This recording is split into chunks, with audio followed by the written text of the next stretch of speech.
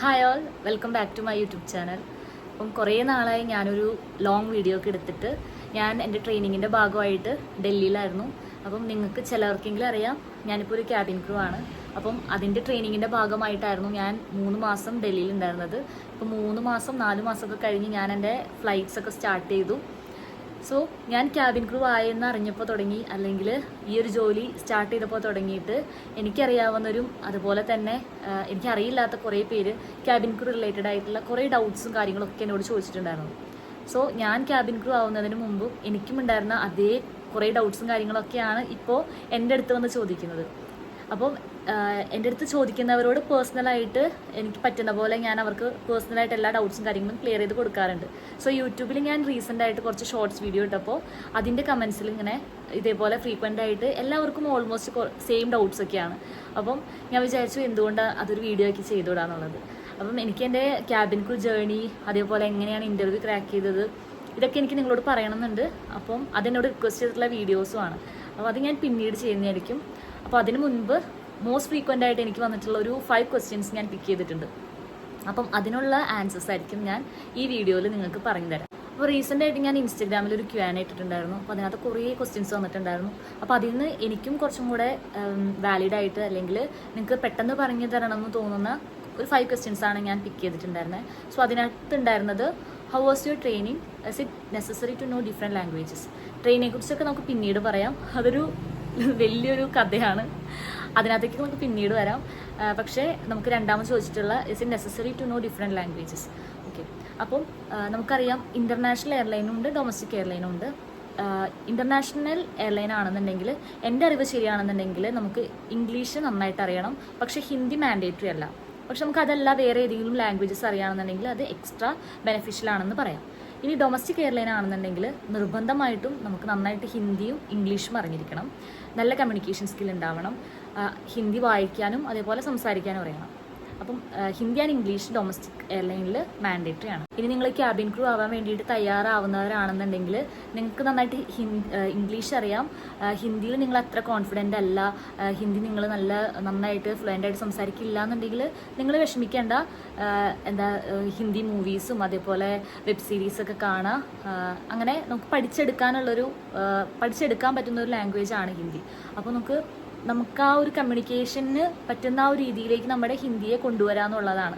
അപ്പം ഹിന്ദി എനിക്ക് അത്ര നന്നായിട്ട് അറിയില്ല എന്ന് പറഞ്ഞുകൊണ്ട് നിങ്ങൾ നിങ്ങളുടെ ഈ ഒരു ഡ്രീം വേണ്ടാന്ന് വെക്കരുത്. ലാംഗ്വേജ് ഒക്കെ നമ്മളെ കൊണ്ട് ഹാൻഡിൽ ചെയ്യാൻ പറ്റുന്ന ഒരു സംഭവമാണ്. ഈവൻ നമ്മളിപ്പം ഇൻ്റർവ്യൂ ക്രാക്ക് ചെയ്ത് കഴിഞ്ഞിട്ടാണെങ്കിലും നമുക്കത് കഴിഞ്ഞിട്ടാണെങ്കിലും ലാംഗ്വേജ് പഠിക്കാനായിട്ട് പറ്റും. അപ്പോൾ Hindi and English is mandatory. പക്ഷേ അത് നമ്മളെ കൊണ്ട് പഠിച്ചെടുക്കാവുന്ന ഒരു കാര്യം മാത്രമേ ഉള്ളൂ. ഞാനും അങ്ങനെ പഠിച്ചെടുത്തതാണ് ഹിന്ദിയൊക്കെ. പിന്നെ ചോദിച്ചിട്ടുള്ളത് ഹൗ മച്ച് സാലറി എന്നാണ്. ഇതിനെക്കുറിച്ചിട്ട് ഞാൻ 1-2 വീഡിയോസിന് മുമ്പും ചെയ്തിട്ടുണ്ട്. എന്നാലും എല്ലാവരും ചോദിക്കും സാലറി എങ്ങനെയാണ്. കാരണം ഞാനാണെങ്കിൽ കൂടെ ക്യാബിൻ ക്രൂവിന് വരുന്നതിന് മുമ്പ് തന്നെ ഇങ്ങനെ സാലറിനെ കുറിച്ചൊക്കെ കേട്ടിട്ടുണ്ട്. എല്ലാവരും ഒബ്സസ് ചെയ്യുന്ന ഒരു ഫാക്ടർ കൂടിയാണ് ഈ സാലറി എന്ന് പറയുന്നത്. ശരിയാണ്, നമുക്ക് ക്യാബിൻ ക്രൂ ആയി കഴിഞ്ഞാൽ നന്നായിട്ട് ഏൺ ചെയ്യാൻ വേണ്ടിയിട്ട് പറ്റും. അപ്പം എങ്ങനെയാണ് ഒരു ക്യാബിൻ ക്രൂവിൻ്റെ സാലറി എന്നുള്ളത് നമുക്ക് എക്സാക്റ്റ് ആയിട്ടൊരു എമൗണ്ട് നമുക്ക് പറയാൻ പറ്റില്ല. എപ്പോഴും നമുക്ക് അപ്രോക്സിമേറ്റ് ആയിട്ടുള്ളൊരു എമൗണ്ടാണ് പറയാൻ പറ്റുക. ഇനി എങ്ങനെയാണ് ഒരു ക്യാബിൻ ക്രൂവിൻ്റെ സാലറി വരുന്നത് എന്ന് പറയാനാണ് എനിക്ക് പറ്റുള്ളൂ. കാരണം നമ്മുടെ സാലറി നമ്മുടെ ഫ്ലൈയിങ് അവേഴ്സ്, അതേപോലെ നമ്മുടെ എക്സ്പീരിയൻസ്, അതേപോലെ നമ്മൾ എത്ര ഇൻ്റർനാഷണൽ ഫ്ലൈറ്റ്സ് ചെയ്യുന്നുണ്ട്, എത്ര ലേ ഓവർ ചെയ്യുന്നുണ്ട്, ഇതൊക്കെ ഡിപ്പെൻഡ് ചെയ്തിട്ടായിരിക്കും നമ്മുടെ സാലറി വരിക. സോ ഒരിക്കലും നമുക്കിങ്ങനെ ഇത്ര എമൗണ്ട് കിട്ടും അല്ലെങ്കിൽ ഇതായിരിക്കും എൻ്റെ സാലറി എന്ന് പറയാൻ വേണ്ടി പറ്റില്ല. അപ്പം ക്യാബിൻ ക്രൂവിൻ്റെ സാലറി 3 തരത്തിലാണ് വരിക. ഒന്ന് ബേസിക് സാലറി നമ്മൾ ഫ്ലൈ ചെയ്താലും ഇല്ലെങ്കിലും നമുക്ക് ബേസിക് സാലറി എന്തായാലും കിട്ടും. ഇനി next one is flying allowance എന്ന് പറഞ്ഞാൽ നമ്മൾ എത്ര അവേഴ്സാണ് ഫ്ലൈ ചെയ്യുന്നത് അതിനനുസരിച്ച് കിട്ടുന്നതാണ് നമുക്ക് ഫ്ലൈയിങ് അലവൻസ് എന്ന് പറയുന്നത്. ഇനി ലേ ഓവർ അലവൻസ് എന്ന് പറഞ്ഞാൽ നമ്മൾ ഇൻ്റർനാഷണൽ ഫ്ലൈറ്റ്സ് ഒക്കെ ചെയ്യുമ്പോൾ നമുക്ക് ലേ ഓവർ വേണ്ടി വരും. നമ്മൾ ഏതെങ്കിലും ഒരു രാജ്യത്ത് 1-2 ദിവസമൊക്കെ സ്റ്റേ ചെയ്യും. അപ്പം ആ സമയത്ത് നമുക്ക് കിട്ടുന്നതാണ് ലേ ഓവർ അലവൻസ്. സോ ഈ 3ഉം കൂടിയിട്ടുണ്ടാവുന്നതാണ് ഒരു ക്യാബിൻ ക്രൂവിൻ്റെ സാലറി എന്ന് പറയുന്നത്. പിന്നെ ചോദിച്ചിട്ടുള്ളത് ക്യാബിൻ ക്രൂ ആവാനുള്ള ഹൈറ്റ് ആൻഡ് വെയ്റ്റ് ക്രൈറ്റീരിയാസ് ആണ്. First of all, airline to airline ഈ ഹൈറ്റ് ആൻഡ് വെയ്റ്റിൻ്റെ ക്രൈറ്റീരിയാസ് ഡിഫറെൻ്റ് ആണ്. നമ്മളെപ്പോഴും ഒരു ക്യാബിൻ ക്രൂ ആവുന്ന സമയത്ത് നമ്മുടെ ഹൈറ്റ് ആൻഡ് വെയ്റ്റ് റിക്വയർമെൻറ്റ് നമ്മുടെ BMI ആയിട്ട് മാച്ച് ആവുന്നുണ്ടോ എന്നാണ് ആദ്യം നോക്കുക. അതായത് ഹൈറ്റിനനുസരിച്ചിട്ടുള്ള വെയ്റ്റ് നമുക്ക് ഉണ്ടോ എന്ന് വെച്ചിട്ടാണ് നമ്മൾ ഈ ഇൻ്റർവ്യൂവിൽ ആദ്യത്തെ റൗണ്ടിൽ സെലക്ട് ആക്കുന്നത് തന്നെ. സോ BMI നമുക്ക് കാൽക്കുലേറ്റ് ചെയ്യാൻ വേണ്ടിയിട്ട് പറ്റും. നമ്മുടെ ഹൈറ്റും വെയിറ്റും വെച്ചിട്ടാണ് നമ്മൾ BMI കാൽക്കുലേറ്റ് ചെയ്യുക. ഇനി ഏതൊരു എയർലൈൻ ആണെന്നുണ്ടെങ്കിലും അവർക്ക് ഒരു ക്രൈറ്റീരിയ ഉണ്ടാവും. BMI from this to this അങ്ങനെ ഒരു ക്രൈറ്റീരിയ ഉണ്ടാവും. ആ ഒരു ക്രൈറ്റീരിയയുടെ ഉള്ളിൽ നമ്മുടെ BMI വന്നാൽ മാത്രമാണ് നമ്മളെ ഇൻ്റർവ്യൂവിൽ സെലക്ട് ആക്കുക തന്നെ ചെയ്യുള്ളൂ. സോ ഒരു ക്യാബിൻ ക്രൂ ആവാൻ വേണ്ടിയിട്ട് നിങ്ങൾ പ്രിപ്പയർ ആവുന്നുണ്ടെന്നുണ്ടെങ്കിൽ തന്നെ നിങ്ങൾ ചെക്ക് ചെയ്യുക നിങ്ങളുടെ ഹൈറ്റ് ആൻഡ് വെയിറ്റ് എങ്ങനെയാണ്. ഇനി അത് നിങ്ങളുടെ BMI ആയിട്ട് മാച്ച് ചെയ്യുന്നുണ്ടോ, നിങ്ങളുടെ ഹൈറ്റിനനുസരിച്ചുള്ള വെയിറ്റ് ആണോ അല്ലയോ നോക്കുക. അല്ലെങ്കിൽ നിങ്ങൾ അതിന് വേണ്ടി ആദ്യം വർക്ക് ചെയ്യുക, എന്നിട്ടാണ് നിങ്ങൾ ഇതിനു വേണ്ടി ട്രൈ ചെയ്യാവൂ. ഇവൻ ഞാനാണെങ്കിൽ പോലും ക്യാബിൻ ക്രൂവിന് ഇൻ്റർവ്യൂ അറ്റൻഡ് ചെയ്യുന്നതിന് മുമ്പേ ഒരു 1-2 വർഷം മുമ്പേ ഞാൻ ജിമ്മിലൊക്കെ പോയി എൻ്റെ ഹൈറ്റ് ആൻഡ് വെയിറ്റ് ഒക്കെ ബാലൻസ് ആക്കി എൻ്റെ BMI എല്ലാം കറക്റ്റ് ആയതിനു ശേഷമാണ് ഞാൻ ക്യാബിൻ ക്രൂ ആവാനായിട്ടുള്ള ശ്രമം തുടങ്ങിയത് തന്നെ. സോ അതൊരു ഇമ്പോർട്ടൻറ്റ് ഫാക്ടർ തന്നെയാണ്. നമ്മളൊരു ഇൻ്റർവ്യൂവിന് ചെല്ലുന്ന സമയത്ത് ആദ്യത്തെ റൗണ്ട് ഈ BMI ചെക്ക് ചെയ്യുന്നത് തന്നെയാണ്. സോ നമ്മുടെ BMI ആ ഒരു ക്രൈറ്റീരിയയുടെ ഉള്ളിൽ തന്നെ അല്ലാന്നുണ്ടെങ്കിൽ നമ്മൾ എന്തായാലും ഒരു റിജക്റ്റ് ആക്കും.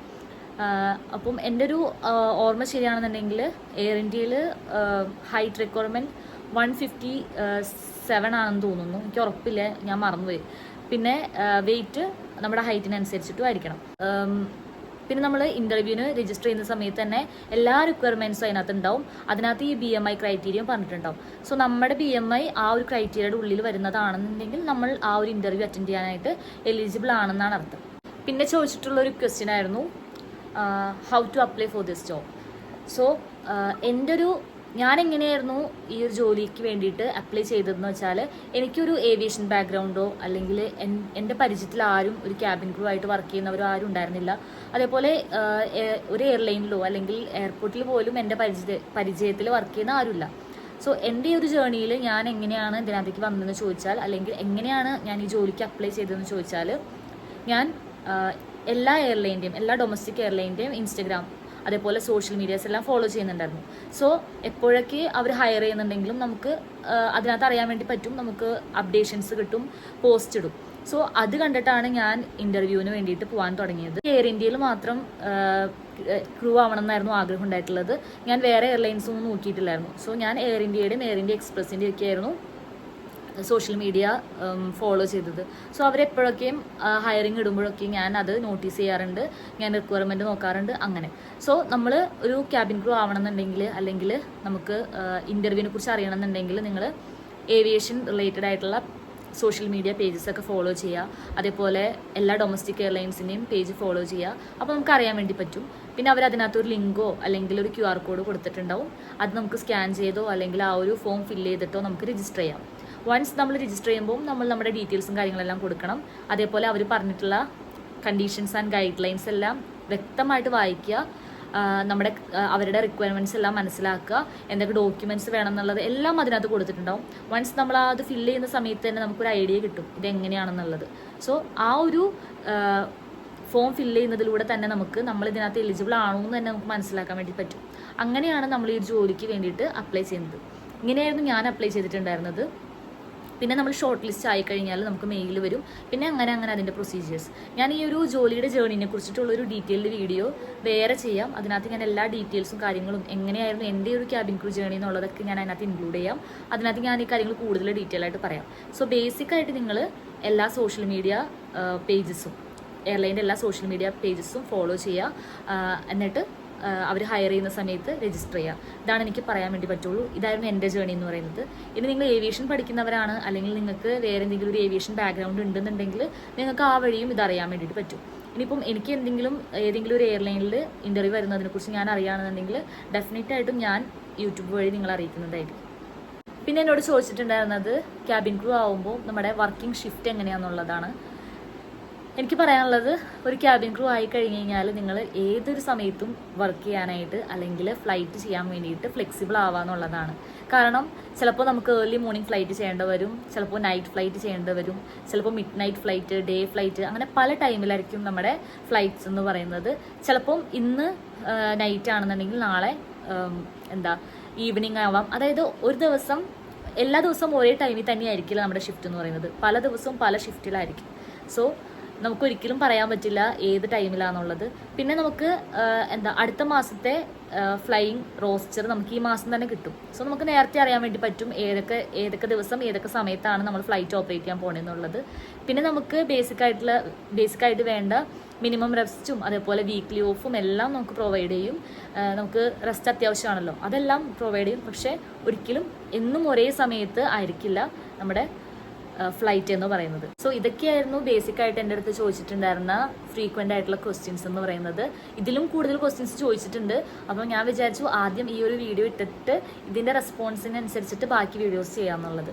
പിന്നെ എൻ്റെ അടുത്ത് പറഞ്ഞതുപോലെ എൻ്റെ ക്യാബിൻ ക്രൂ ജേർണി, ഇൻ്റർവ്യൂ എങ്ങനെ ക്രാക്ക് ചെയ്യാം, ടിപ്സ് ആൻഡ് ട്രിക്സും കാര്യങ്ങളും അതൊക്കെ ഞാനൊരു വീഡിയോ ആയിട്ട് ചെയ്യാം. എൻ്റെ ട്രെയിനിങ്ങിനെ കുറിച്ചിട്ടുള്ളത്, പിന്നെ എൻ്റെ ഡൽഹിയിൽ ലൈഫ്, അതെല്ലാം ഞാൻ വീഡിയോസ് ആയിട്ട് ചെയ്യുന്നതായിരിക്കും. So stay tune for that. ഇനി അടുത്ത വീഡിയോയിൽ കാണുന്നവരെ ടാറ്റാ ബൈ.